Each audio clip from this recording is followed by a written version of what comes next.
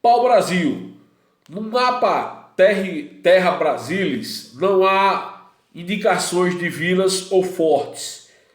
Isso ocorre porque o governo português estava interessado em colonizar as terras onde houvesse metais preciosos, como ouro e prata. Não sei se vocês lembram, mas na Europa tinha aquela ideia que nós chamamos de metalismo, dentro do mercantilismo.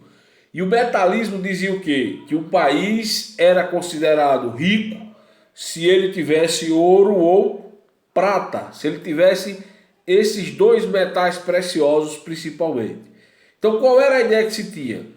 Portugal queria encontrar um local onde produzisse, onde tivesse bastante ouro, bastante prata. Assim, as únicas construções portuguesas eram as paliçadas e torres de madeira que eram erguidas ao redor de pequenas aldeias e de pequenas hortas, né? Elas, inclusive, não aparecem no mapa, pois, pelo costume da época, só era indicada as fortificações feitas de pedra, que eram mais sólidas e mais duradouras. Na região representada no mapa, os primeiros relatos dos exploradores indicavam que o único produto com valor comercial para a Europa era o pau-brasil, ou seja, era uma árvore que tinha em bastante abundância aqui no Brasil. Essa árvore tinha um tronco avermelhado e ela era utilizada basicamente em duas coisas. A primeira, utilizava madeira para fazer móveis, e a segunda, essa cor avermelhada provocava um famoso tingimento do tecido. Então aqueles tecidos avermelhados eram tingidos pelo pau-brasil. Então, como é que a gente nota isso? Se você observar nesse mapa aí que está ao fundo, você vai ver algumas árvores, e essas árvores vão representar esse pau-brasil. As construções existentes também eram chamadas de feitorias, né? Essas feitorias eram usadas para armazenar as toras de pau-brasil, que posteriormente eram levadas para Portugal, que eram levadas para a Europa, e que seriam embarcadas nesses navios, né? Uma das primeiras feitorias foi edificada em 1503 na região do atual município de Cabo Frio, no Rio de Janeiro. Segundo alguns estudiosos, foi por causa do pau-brasil encontrado em todo o litoral que os portugueses passaram a chamar as novas terras pelo nome que tem até hoje, que é o chamado Brasil, né? Então você tem uma série de histórias sobre a expressão do Brasil, né? O termo Brasil, mas de forma unânime você tem ela atribuída à questão dessa madeira, né? A beleza assustadora, nós já estamos na página 128. Observe agora como os cartógrafos representavam o mapa no interior do território. Ora, o que é cartógrafo? Cartógrafo é uma pessoa que realiza, que constrói, que desenha, que detalha mapas. Então, o cartógrafo é o cara que desenha os mapas.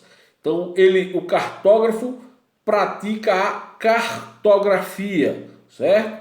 Então, cartografia seria o estudo dos mapas.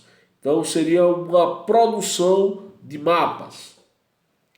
As ilustrações reforçam os relatos dos exploradores que visitavam a colônia portuguesa dos primeiros tempos.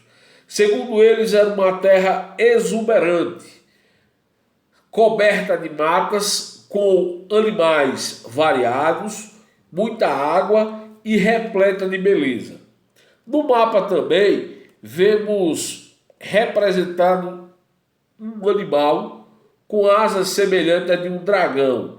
Nessa imagem a gente não vai conseguir ver, mas no livro de vocês conseguem perceber que essa imagem fica mais abaixo dessa outra imagem que eu estou aqui na tela. No livro vocês percebem mais.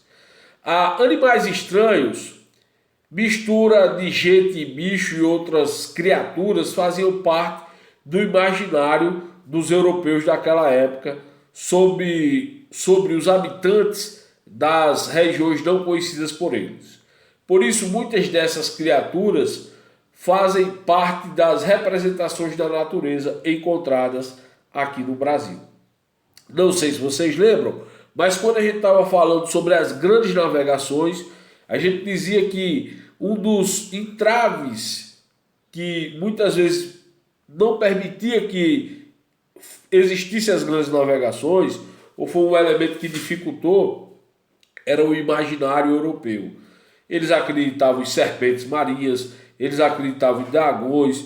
Então, nesse período, esses mitos ainda permeavam a mente, ainda estava rondando o conhecimento europeu daquela época. Então, em muitos mapas, os cartógrafos colocavam esses desenhos. A visão que os portugueses tinham das novas terras e de seus habitantes era contraditória.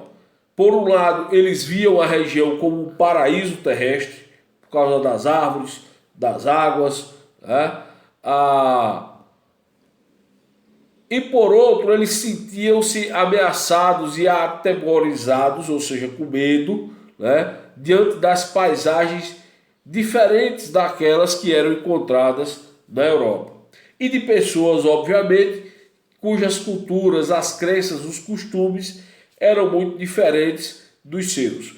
Quando eles chegaram aqui, encontraram comunidades indígenas que praticavam outro tipo de religião, que tinham outro tipo de língua, né? Então, outro tipo de costume, outro tipo de cultura totalmente diferente da cultura que era praticada na Europa.